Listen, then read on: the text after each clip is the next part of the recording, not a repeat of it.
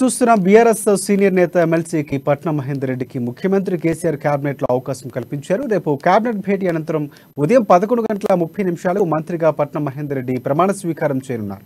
మంత్రివర్గ విస్తరణ నేపథ్యంలో మరోసారి సీఎం కేసీఆర్ రాజ్భవన్ కు వెళ్లనున్నారు.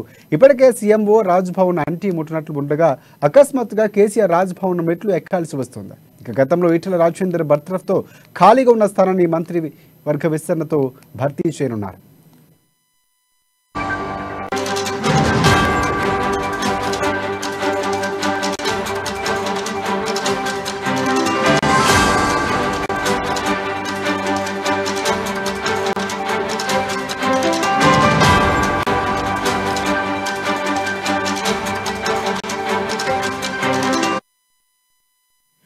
బీఆర్ఎస్ సీనియర్ నేత ఎమ్మెల్సీకి పట్నం మహేందర్ రెడ్డికి ముఖ్యమంత్రి కేసీఆర్ కేబినెట్ లో అవకాశం కల్పించారు. రేపు కేబినెట్ భేటీ అనంతరం ఉదయం 11:30 మంత్రిగా పట్నం మహేందర్ రెడ్డి ప్రమాణ స్వీకారం చేయనున్నారు.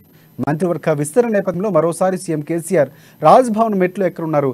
ఇప్పటికే సీఎంఓ రాజ్భవన్ అంటి ముట్టినట్లు ఉండగా అకస్మాత్తుగా భవన్ మెట్లు ఎక్కాల్సి వస్తుంది. ఇక గతంలో ఈటెల రాజేందర్ బర్తరఫ్తో ఖాళీగా ఉన్న స్థానాన్ని మంత్రి వర్గ విస్తరణతో భర్తీ చేయనున్నారు. ఈ అంశానికి సంబంధించి మరిన్ని అప్డేట్స్ అందించేందుకు మా ఇన్పుట్ ఎడిటర్ శ్రీనివాస్ మనకి అందుబాటులో ఉన్నారు. ఎస్ చెప్పండి శ్రీనివాస్. రైట్ రాజశేఖర్, ఏదైతే రేపు పట్నం మహేందర్ రెడ్డి క్యాబినెట్ లో మంత్రిగా ప్రమాణ స్వీకారం చేయబోతున్నారు. ఏదైతే ఈటల రాజేందర్ తొలగించిన తర్వాత ఆ మంత్రి పదవి ఖాళీగా ఉండడంతో ఆ స్థానాన్ని ఇప్పుడు పట్నం మహేందర్ రెడ్డితో భర్తీ చేయనున్నారు. అయితే ఇది పైకి చెబుతున్నప్పటికీ కూడా దీని వెనుక రాజకీయ కారణాలు ఉన్నాయి. పట్నం మహేందర్ రెడ్డికి ఇప్పటికి టికెట్ కేటాయించలేదు. సో ఆయనను సంతృప్తి పరిచేందుకే కేబినెట్ లో స్థానం కల్పిస్తున్నారని చెప్పేసి కూడా పార్టీ వర్గాలు చెప్పుకుంటున్నాయి. మరోవైపు చూసుకుంటే గనక ఇప్పుడు రేపు 11:30 రాజ్భవన్ లో ప్రమాణ స్వీకార కార్యక్రమం ఉంది. ఖచ్చితంగా ముఖ్యమంత్రి కేసీఆర్ కూడా రాజ్భవన్ లో అడుగు పెట్టాల్సిన అవసరం ఉంది. ఎందుకంటే గత కొంతకాలంగా కూడా రాజ్భవన్ కు ప్రగతి భవన్ కు మధ్య విభేదాలు తలెత్తడం, మంత్రులు కూడా గవర్నర్ వ్యతిరేకంగా మాట్లాడడం అన్ని చూస్తూనే ఉన్నాం. అయితే ఇప్పుడు రేపు జరగబోయే ప్రమాణ స్వీకారానికి ఖచ్చితంగా ముఖ్యమంత్రి హాజరు కావాల్సిందే. గవర్నర్ దగ్గరనే ప్రమాణ స్వీకార కార్యక్రమం జరగబోతుంది. ఇందుకు గవర్నర్ కార్యాలయం నుంచి కూడా మనము తెలుసుకున్నాము. దీనికి సంబంధించి కూడా తమకు సమాచారం ఉంది అన్నట్టుగానే వాళ్ళు చెప్పడం జరిగింది. మొత్తానికి చూసుకుంటే కనుక ఇన్నాళ్ళు కూడా రాజ్భవన్ తో ఉన్న ఏవైతే విభేదాలు ఉన్నాయో ఆ విభేదాలను పక్కకు పెట్టి ముఖ్యమంత్రి రాజ్భవన్ అడుగు పెట్టబోతున్నారు. ఇది చర్చనీయాంశంగా మారిందని చెప్పొచ్చు రాజశేఖర్. అంటే ప్రమాణ స్వీకార నేపథ్యంలో గవర్నర్ ఏమైనా వచ్చే అవకాశం ఏమైనా కనిపిస్తుంది? అంటే ముందస్తు సమాచారం ఖచ్చితంగా ఉంటుంది. సో ప్రెస్ రిలీజ్ అలాంటిది ఏమైనా చేసినటువంటి పరిస్థితి ఏమైనా ఉందా? ఖచ్చితంగా ముందస్తు సమాచారం ఇవ్వాల్సిందే. గవర్నర్ కూడా అవైలబుల్ గా ఉన్నారు. తమకు కూడా సమాచారం ఉంది అన్నట్టుగానే రాజ్భవన్ వర్గాలు చెబుతున్నాయి. అయితే ఖచ్చితంగా ప్రమాణ స్వీకారం అప్పుడు రాజ్భవన్ లో గవర్నర్ ఉంటారు. గవర్నర్ సమక్షంలోనే ప్రమాణ స్వీకార కార్యక్రమం జరుగుతుంది కాబట్టి ఖచ్చితంగా గవర్నర్ ఉంటారు. ముఖ్యమంత్రి గవర్నర్ కలవాల్సిందే, గవర్నర్ కు నమస్కారం చేయాల్సిందే. సో ఇవన్నీ కూడా రాజకీయంగా మళ్ళా చర్చనీయాంశం అవుతున్నాయి. అంటే ఇప్పటి వరకు కూడా గవర్నర్ తో దూరంగా ఉన్న కేసీఆర్ మరోసారి ఇప్పుడు గవర్నర్ దగ్గరికి వెళ్ళి ప్రమాణ స్వీకారం చేయించుకోవాల్సిన పరిస్థితి ఉంది.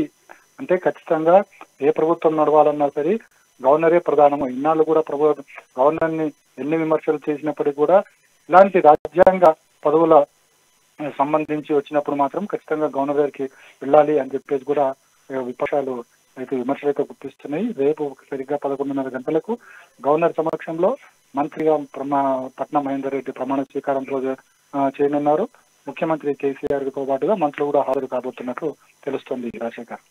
ఇప్పుడు తెలంగాణ కేబినెట్ విస్తరణ నేపథ్యంలో మంత్రి పదవికి సంబంధించినటువంటి ప్రమాణ స్వీకారం జరుగుతుంది. ఎన్ని రోజులు ఉండే అవకాశం ఉంది? అంటే పదవి దాదాపుగా ఎన్నికలు సమీపిస్తున్న నేపథ్యంలో దాని సమయం కూడా తక్కువగా ఉండే అవకాశం ఉంది కాబట్టి ఇది కేవలం కంటితురుపు చర్యగా, అంటే పదవి అంటే ఎమ్మెల్యే సీటుకు సంబంధించినటువంటి విషయంలో ఉన్నటువంటి క్లారిటీ కోసమే ఎన్ని బుజ్జగింపే చర్యగా భావించవలసిన అవసరం ఉందంటారా? రాజశేఖరే కదా ఇప్పుడు ఖచ్చితంగా మహా అంటే ప్రభుత్వం 50 రోజులకు ఎక్కువగా లేదు. ఏ ఎమ్మెల్యే పదవీ కాలం కూడా 50 రోజుల్లో పూర్తి కాబోతుంది.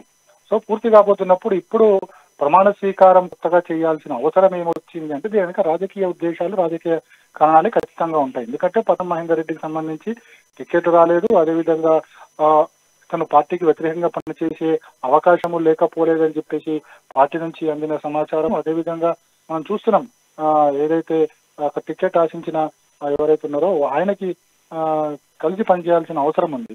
సో మహేందర్ రెడ్డికి తనకంటూ ఒక బలగం ఉంది కాబట్టి ఆ బలగం మరో పార్టీ వైపు వెళ్తే కనుక అక్కడ ఉన్న టీఆర్ఎస్ అభ్యర్థికి నెగిటివ్ గా వచ్చే అవకాశాలు ఉన్నాయి. కాబట్టి ఇవన్నీ ఆలోచించే పట్నం మహేందర్ రెడ్డికి మంత్రివర్గంలో చోటు కల్పించారనేది మాత్రం ఇక్కడ రాజకీయ విశ్లేషకులు చెప్తున్నది అదే.